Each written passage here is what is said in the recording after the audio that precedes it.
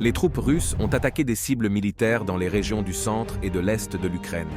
À Pavlograd, une usine chimique où est assemblé le système de LRM Vilka a été touchée.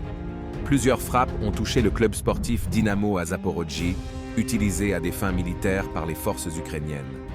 Au même moment, à la suite d'un fonctionnement anormal de la défense aérienne, l'un des missiles ukrainiens a touché un immeuble résidentiel. Plusieurs explosions se sont également produites à Soumy. Le complexe sportif Olympe a également été la cible de tir. Selon certaines informations, il aurait été utilisé comme point de déploiement des forces ukrainiennes. Les forces ukrainiennes ont tenté d'attaquer Sébastopol avec 2 missiles S-200, convertis en missiles sol-sol.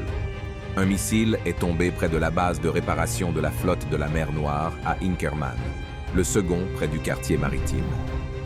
Dans le secteur d'Orekov, les forces ukrainiennes ont repris leur tentative pour percer les défenses de Verbovo. À l'heure actuelle, les troupes russes parviennent à arrêter toutes les attaques grâce à de denses tirs d'artillerie. Sur le flanc nord du secteur d'Avdevka, les troupes russes ont pu tenir la place forte la plus importante du Terril. Néanmoins, l'ennemi a réussi à contre-attaquer près de Berdichy et à repousser les troupes russes vers la voie ferrée. Au sud, les militaires russes ont élargi la zone sous leur contrôle à proximité de la voie ferrée, aux abords de Tsarskaya Okota. Dans le même temps, les attaques contre les forces ukrainiennes se sont poursuivies. En région de Kherson, le commandement ukrainien a continué à renforcer son groupe sur la rive ouest du Dniepr. Les troupes russes frappent les zones de concentration ennemies, notamment à l'aide de missiles Iskander.